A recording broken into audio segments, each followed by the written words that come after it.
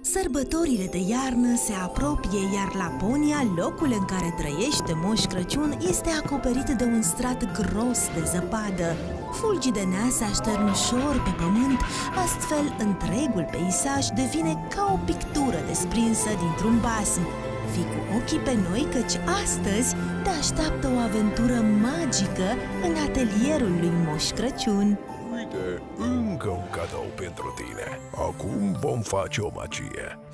Oh, iată, vom turna și hop!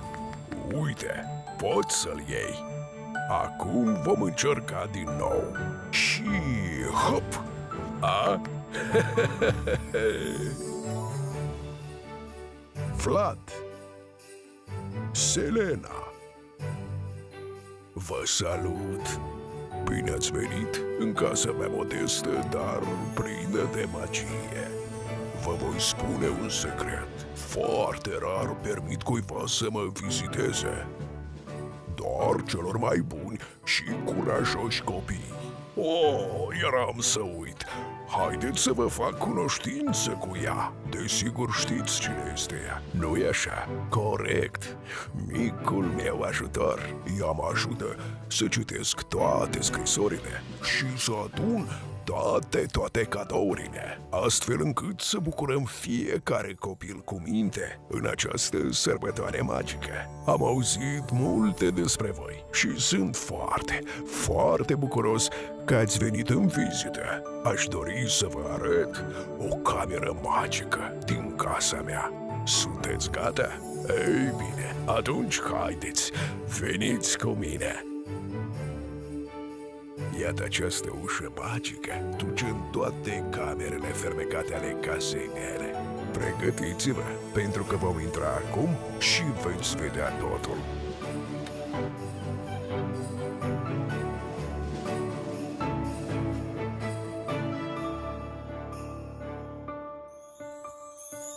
În această cameră adunăm scrisorile și dorințele tuturor copiilor. Vedeți cât de multe sunt. Aici sunt păstrate scrisorile tuturor copiilor de pe planetă. Apropo, ajutoarea mea mi-a șoptit în secret că avem un cadou pregătit pentru voi. Dar, înainte de a-l primi, trebuie să trecem printr-o mică verificare. Să vedem cum v-ați comportat pe tot parcursul anului. Și dacă totul va fi bine, atunci, în atelier, vom începe imediat să pregătim un cadou pentru voi. Ei bine, mergem să vedem.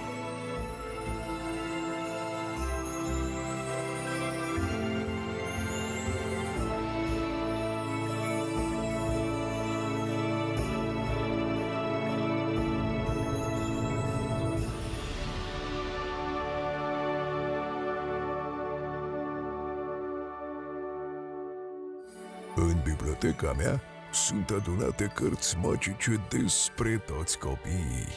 Și cartea despre voi este păstrată aici și ne vom uita în ea. Sunteți pregătiți? Oh, uite-o! Mulțumesc foarte mult! Interesant, nu-i așa? Hai să vedem! Ce avem aici?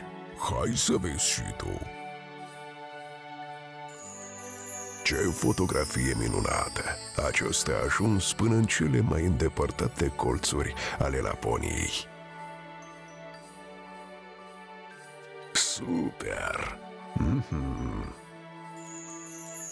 Ho, câtă bucurie pe acest chip adorabil!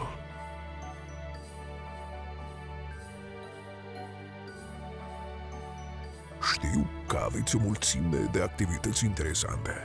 Mă bucur mult pentru voi, mai ales că le faceți din pasiune. Ați putea să învățați și pe alții. Pentru mine este o adevărată bucurie. Bravo! Să învățați lucruri noi este cel mai frumos în viață. Acum este momentul să vedem ce se întâmplă în atelierul cu cadouri. Dacă avem noroc, vom vedea și cadoul vostru. Hai să mergem! Priviți cu atenție, printre aceste cadouri este posibil să fie și al vostru.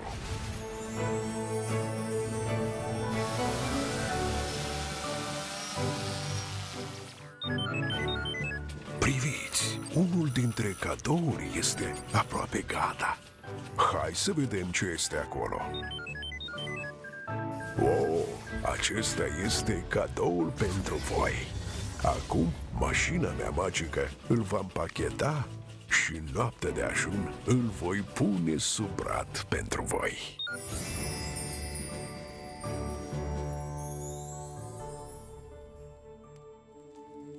V-a plăcut la noi? Oh, ajunul se apropie și e timpul să ne despărțim. Trebuie să-i felicit și pe ceilalți.